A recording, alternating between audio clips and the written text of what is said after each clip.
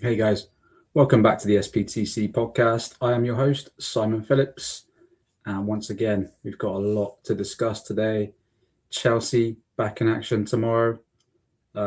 We've played some behind the doors friendlies, but this is like the main friendly on the tour. Obviously, Chelsea in Australia now. They've had a couple of training sessions. Alonso's done his first press conference over there that came out at 4:30, I believe, this morning. So yeah, it's all going on. I believe they had about 4,500 supporters watching them train yesterday. So yeah, it's starting to feel real now. The Alonso era is about to start. But before I go any further, as always, I just need to do the shout outs and the please. Obviously, if you're watching this on YouTube, I do have a main website, sptc.news. So please head there and subscribe there if you can. It's a massive help. If you're watching it elsewhere, then please head to YouTube and like and subscribe there. Cy Phillips Talks Chelsea.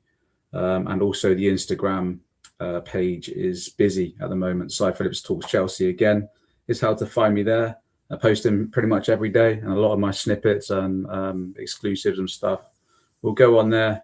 So yeah, those are the three main ones. I'm also on TikTok. So again, search Cy Phillips Talks Chelsea on there. Finding that a bit dead at the moment. Not as easier to grow a following on TikTok. I don't know why. Maybe something to do with the algorithms, but yeah, I'm becoming a bit bored of it already. It's not quite as interactive as X and Instagram.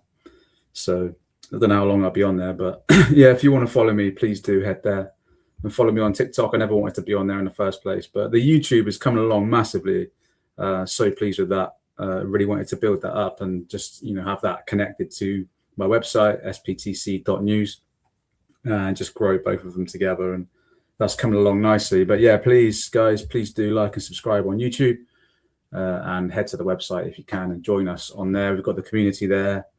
Post my full exclusive articles on there. Literally, that's where you'll get all of my info. And not just little snippets, which is what I'm delivering today. So yeah, let's quickly go through what we're going to have a chat about.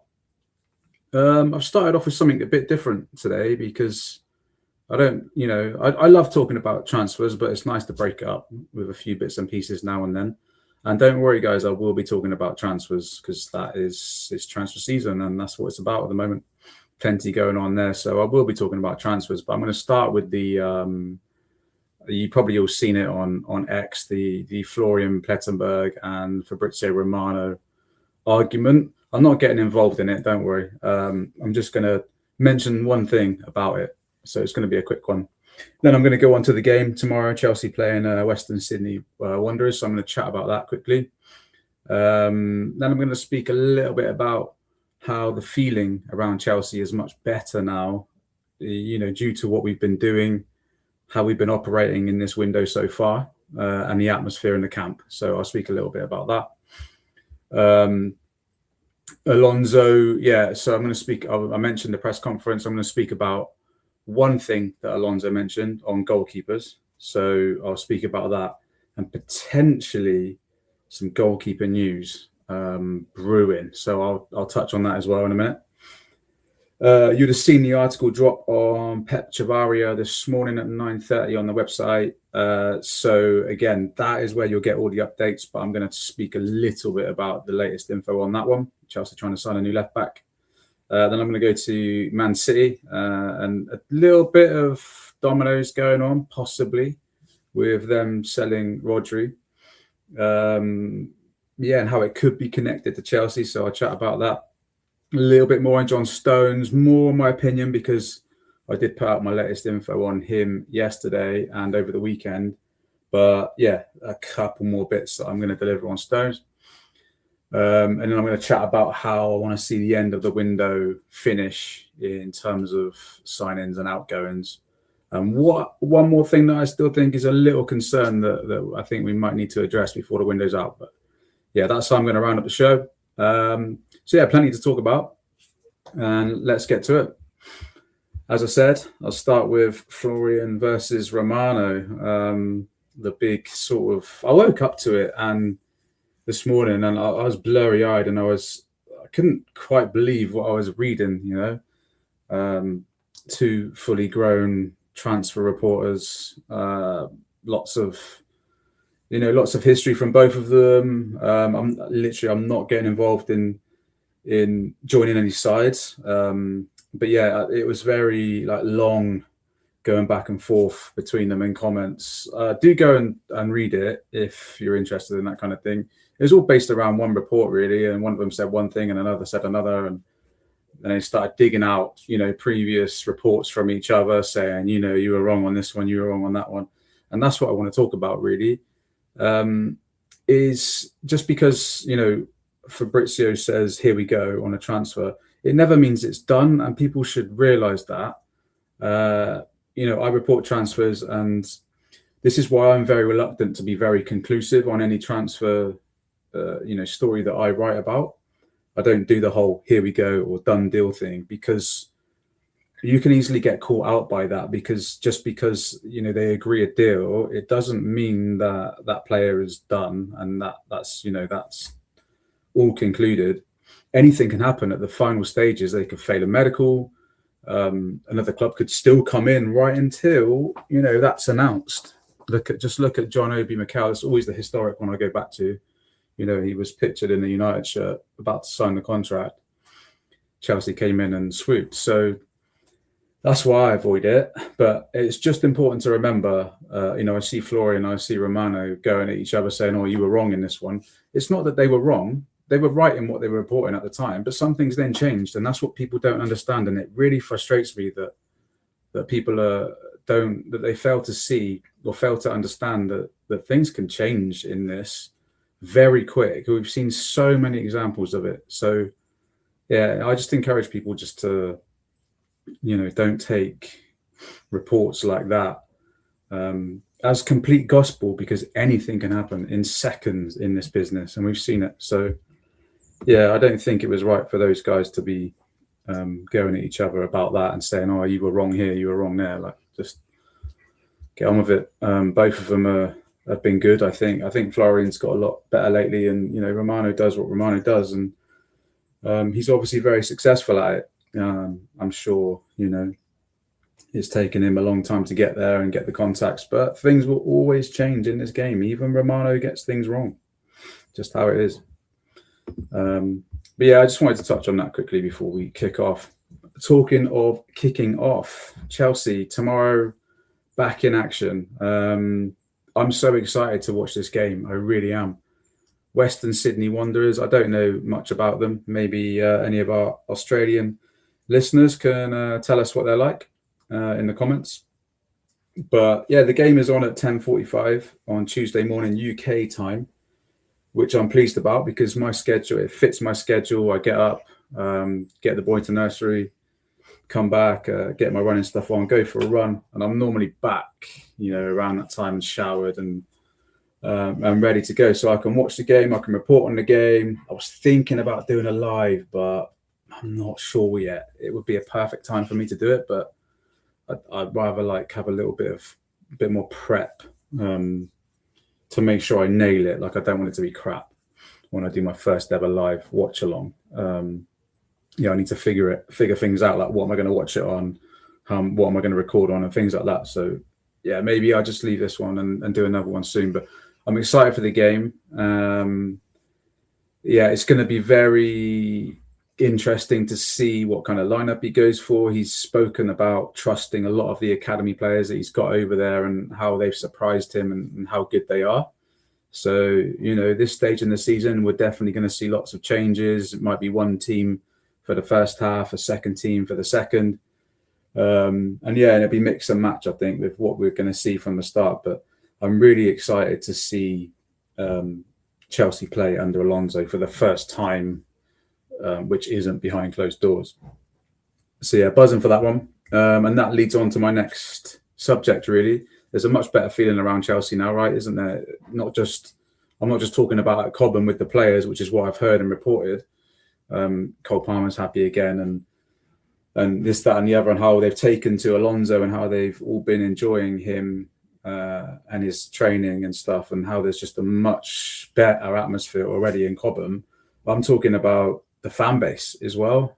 Even myself, I'm feeling much more upbeat about it, and it just takes a few reports, a few done deals, proof that they are listening, proof that they have had this self-reflection period, proof that they have now realised what we need in this squad and what we need to add. You know, what the fans have been saying for the last 3-4 years.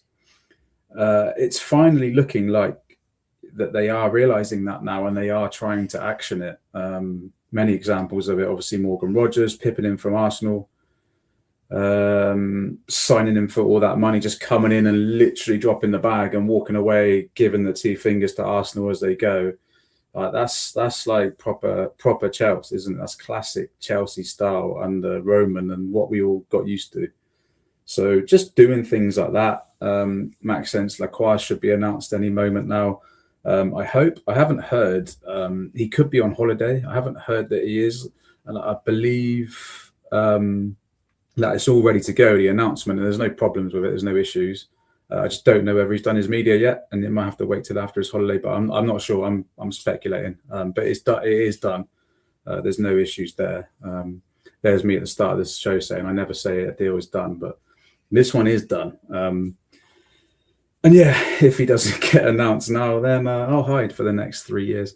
But yeah, no, Lacroix is done, and he's an older, more experienced player, Premier League proven, ticks all the boxes, man. Like physicality, height, everything we've lacked and needed, leadership. And again, another example of how Chelsea are doing what they told us they were going to do this window, and do the things that they need to do. Marco Palestra, another one, obviously not Premier League proven, but he's another physical player, another energetic player, another, he got a player of the season last season in his league. So a top talent. And what's coming next as well, what we're hearing about, I'll speak about Stones in a minute, but that kind of thing, that kind of ambition, those kind of plans is all what we've been asking for. So yeah, it's pleasing. It's nice. It's nice for a change. It's refreshing. I've had some people say, "Oh, you just like to be negative," and that's obviously not true at all. I just want to be enjoying supporting my club again, and so many things needed to happen for that to happen. So, and it's coming together. I feel like it is coming together. I'm not getting ahead of myself yet. I'll see how the window concludes, but it's promising. One thing though, I do think that needs to be done in order for it to be perfect window or close to a perfect window is I still think we need a new number 1 goalkeeper. I think it's a position that is so important. I'm not happy trusting Robert Sanchez. I think most of the fan base would agree with that.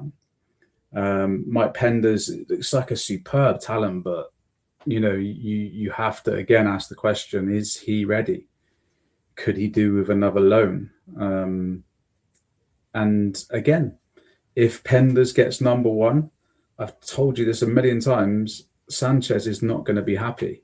He doesn't want to be second fiddle. He doesn't want to be competing for number 1. He wants that number 1 spot. And Alonso said yesterday, this morning, early hours of this morning, that he hasn't decided who his number 1 is yet.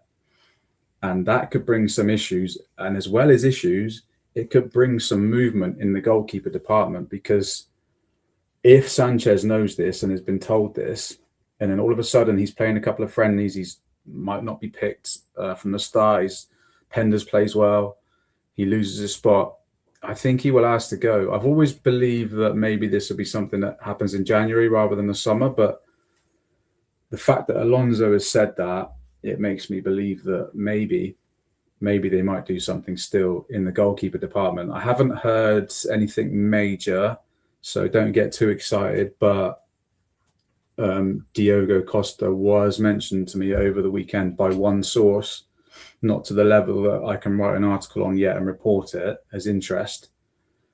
But this was a decent source, checking in from other sources as well now on it. But Diogo Costa was mentioned to me in the context that Chelsea had been talking about him again or consider him again in the last few weeks. So as I say, nothing big yet on that. Nothing you can run away with saying Chelsea signing a new goalkeeper, but yeah, an interesting one to watch. And obviously, if I get more info on that, I will deliver it in article format. But unless I'm writing an article about it, then it's not enough for me to report yet as an exclusive or a sourced article or sourced news. But yeah, goalkeeper's one to watch still. Pep Chavarria, the left back that Chelsea have been trying to sign on request of Alonso. It's as I said before, it's still the same situation. It's stalled because Chelsea kind of just walked away and just paused it for a while. But they have been talking again based off the player himself pushing for a move. He's done everything apart from go AWOL or go public with his desire to join Chelsea. But I've heard from our sources that he is desperate to join Alonso at Chelsea. And Chelsea are calm at the moment on this situation because they know the player wants to move, and they feel that his club they're kind of having a standoff with his club, and they feel that they will lower the asking price, which is around 45 million, I think. They then moved it to. Chelsea offered 18, thinking that would be enough because that's the indication they had from the club. And then, yeah, I think Rayo got very annoyed with Chelsea. Chelsea got annoyed with them. Not saying that it can't still be done or fixed, because I believe that it can. And if you ask me now, is my opinion that Chavarria is going to be our new left back, I still would say yes. Chelsea have not pivoted yet to any other target. You know, I did mention Lewis Hall last week, and they'd love to sign Hall, but they've got a lot of convincing to do there. But yeah, I still think Chavarria will get done, hopefully soon enough. We don't want it to keep dragging. But the next one, guys, is interesting because it's a domino effect, and you often get this in transfers. Chelsea are not directly involved in it yet, but it's based around Rodri leaving Manchester City. Not gone yet. And also Bruno G from Newcastle being wanted by Arsenal. And Enzo Fernandez could be connected to all of this as well. And Chelsea could certainly be connected to this. So in a nutshell, I try and explain it as easy as I can and as quick as I can. But City are still hovering around for both Malo Gusto and Enzo Fernandez, despite the reports suggesting that they had moved away from Fernandez. If Rodri goes, City will be looking to replace him. And if they ask Enzo Maresca who they want to replace him, Maresca will say Fernandez.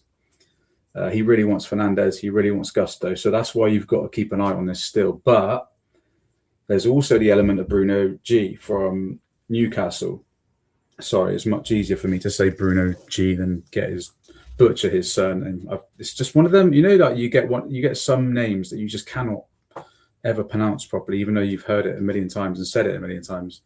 You're still not confident. So it's easier for me to say Bruno G. All right, don't judge me. But yeah, he could be involved. Arsenal are trying to sign him. They're getting closer in their fee, but they're not there yet. I believe 85 million is what they need to talk, basically. Arsenal trying to sign Bruno G. Manchester City, are also hovering around Bruno G like they are with Fernandez. So yeah, there is like a domino effect that could come into play here. And I could still see City trying to sneak in for Bruno G if they sell Rodri. And then if that happens, Arsenal will still want a midfielder. Arsenal are interested in Fernandez as well, but they didn't want to pay his fee, so nothing's really happened there yet. But if that kicks on until the end of the summer window, then Arsenal could go to Chelsea if they've lost out on Bruno G and ask them about Fernandez again, see if there's anything that can be done there.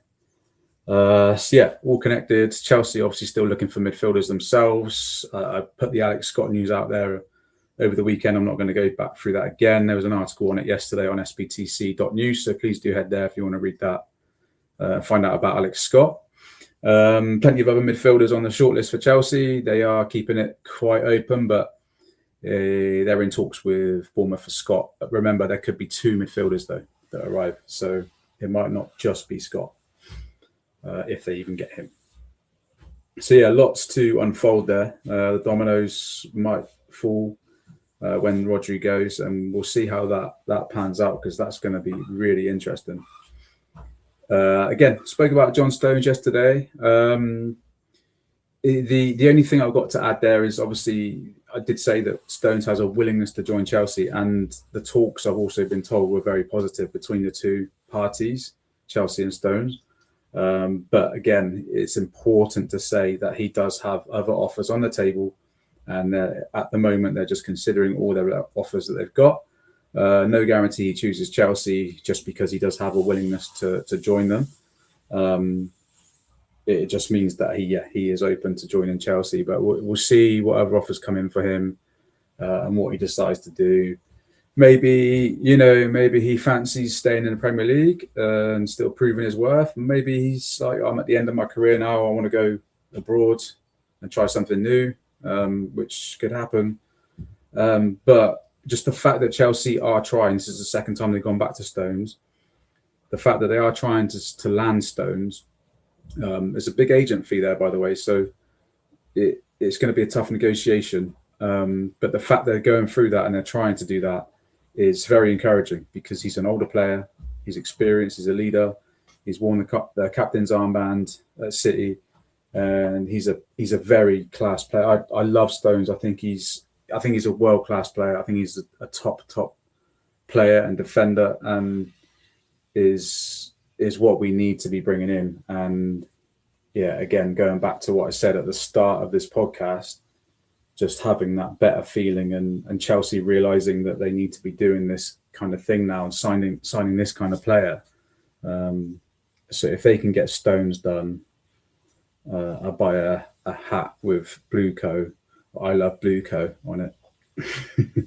I realise I just said that on a free podcast. So if that happens now, I'm going to have to get one. People will come back to this. I know they will.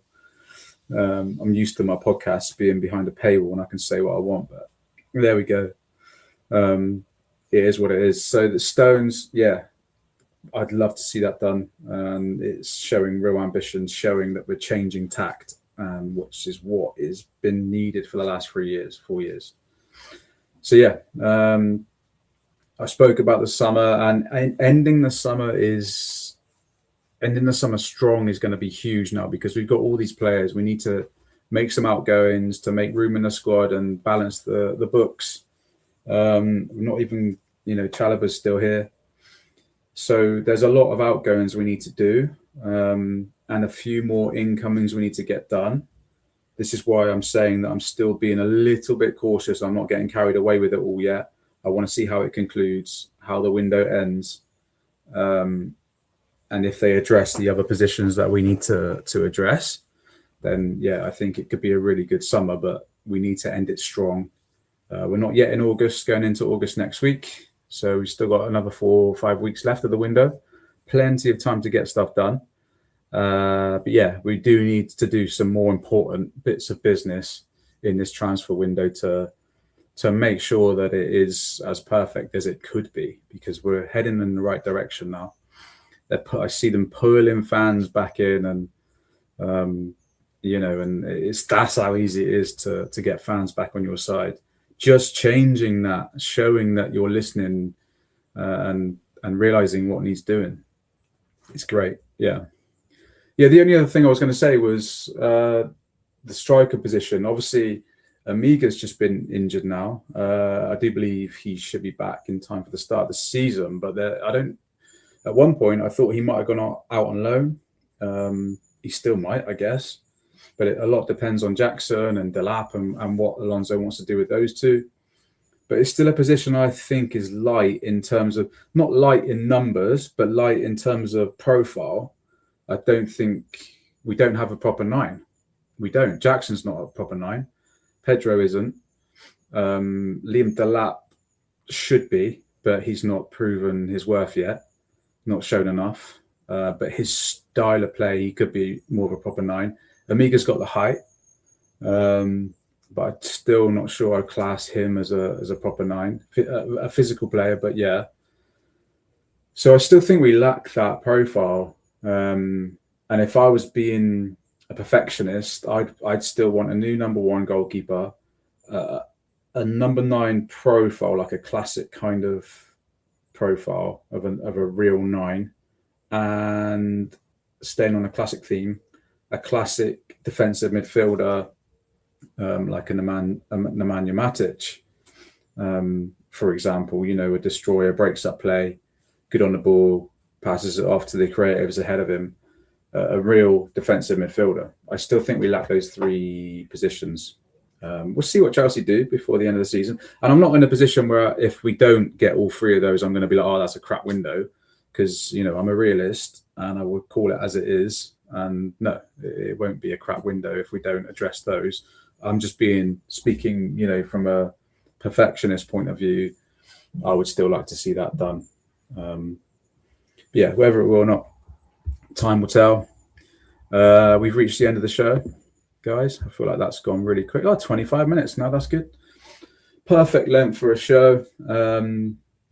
And yeah, as always, thanks everyone for taking the time to be with me today and listening to me dribble about Chelsea. Not loads of transfer news to report today, but it has been quiet over the weekend. I expect it to really heat up again this week. So make sure you're in the right place to be. SPTC.news.